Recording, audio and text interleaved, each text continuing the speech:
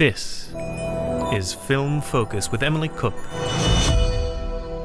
Each episode we discuss a film genre, theme or topic, and with it being the start of a new year, we thought it would be rather apt to dust off the January blues with a look at our favourite inspirational films. January is a time for re-evaluating our lives and starting things afresh. We all know films are one of the most effective forms of escapism, and what better film to immerse yourself in than one with an uplifting story and inspiring message. Messages of love, strength, acceptance and perseverance can help you get through hard times as well as a dark January. Here are our top 5 inspirational films. My first choice was Dead Poets Society from 1989, which is an American drama film written by Tom Schulman, directed by Peter Weir and starring Robin Williams. Set at a conservative and aristocratic Welton Academy in the northeastern United States in 1959, it tells the story of an English teacher who inspires his students through his teaching of poetry. It won a BAFTA for the Best Film and Best Original Film Score. So what made you select this film, Sarah? I wanted to be a teacher when I was young, so this film really struck a chord with me. Robin Williams was a majestic actor when he was alive, especially in dramas,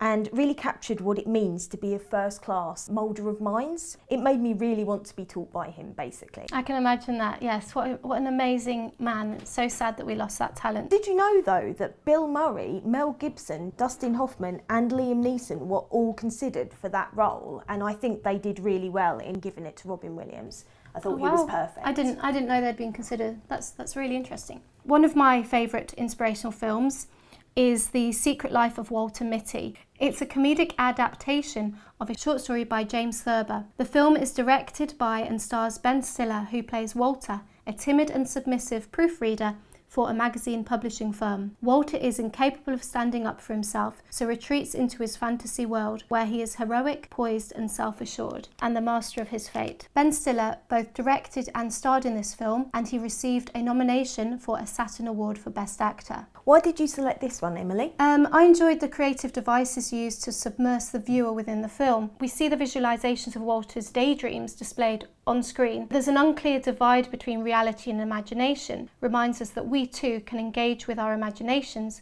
and make amazing things happen. I thought it was really interesting that there's a section in it where there's a drunk helicopter pilot, and when they're on the way to Greenland, he says there are like 8 people in Greenland, and when Walter then arrives there, he only ever sees 8 different people.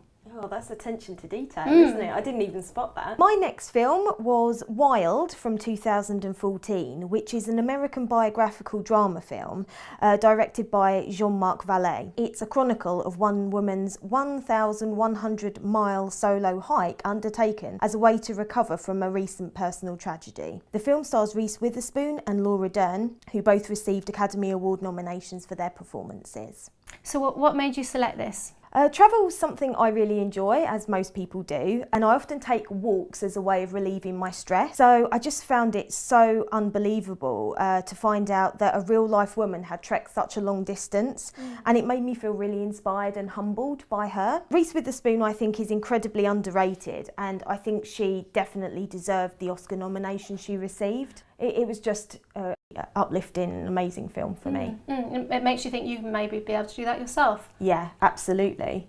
It's interesting to find out in some research that I did that the young Cheryl is portrayed by the daughter of Cheryl Strayed, who the movie's based on, and she also has a cameo in the movie. I love secret cameos. Speaking of which, there's one in my next film. I've selected The Pursuit of Happiness. Will Smith and his son Jaden star in this moving tale inspired by a true story of Chris Gardner, a San Francisco salesman struggling to build a future for himself and his 5-year-old son Christopher, who's played by Jaden Smith. Will Smith was nominated for an Oscar for his leading performance. Why do you love this one so much, Emily? I'm a massive fan of Will Smith, naturally. I found this film to be emotionally engaging, challenging and uplifting. Seeing a character with honourable motives striving to succeed against adversity reminds us what we too can achieve when we put our minds to it. The parallel between the actor's on-screen relationship and off-screen relationship make for powerful and compelling viewing. And we've got another cameo in this film. which I enjoyed. Chris Gardner, who the film is about, actually appears in it and walks past Will and Jaden at one point. I love a cameo as well. The last film that really stood out for me was Field of Dreams. It's a fairy tale celebration of the love of baseball, adapted by the screenwriter-director Phil Alden Robinson from W.P. Kinsella's novel Shoeless Joe. The film tells the story of Iowa farmer Ray, played by Kevin Costner, who, after hearing a mysterious voice one night in his cornfield saying, "If you build it, he will come," decides to act. Despite taunts of lunacy, Ray builds a baseball diamond on his land. So I'm guessing you don't have to be a baseball fan to find this film inspirational. Why did you select it?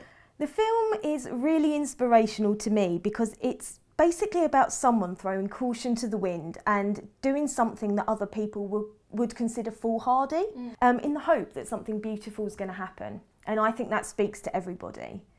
I'm quite a steady person, I'd say, but I'd love to start my own sandwich shop or hop on a plane to New York and never come back. And I think it just really makes you think. I love the fact that Ray persists, that's the main thing, even though it seems like he should really give up. Yeah, I think that's a common thread with all these films, characters battling against adversity with good morals in order to generally succeed, otherwise they wouldn't make films about them. Yeah, I agree. So what did you learn about the film that others might find interesting?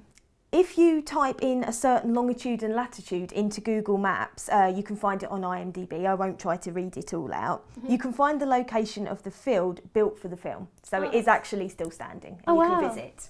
We asked you on Facebook about your favourite inspirational films. Melody Brieri, a makeup artist in London, suggested The Theory of Everything, starring Eddie Redmayne. An excellent choice. Andy Hardy at the Courthouse in the Isle of Man recommends American coming-of-age comedy Ferris Bueller's Day Off. I love that one. And Manx Gaelic singer Ruth Keggin and filmmaker Selena Hooper plumb for Pitch Perfect 1 and 2. And I love both of those as well. They're good fun. Yeah, some really good suggestions there to add to the list. Thank you so much for getting in touch. We always love to hear from you through our Facebook page and blog comments. You'll find more on this topic, including trailers, posters and links to the film on our blog. Links can also be found in the video and audio file description box below. Thanks for listening to Film Focus with Emily Cook. Happy movie going!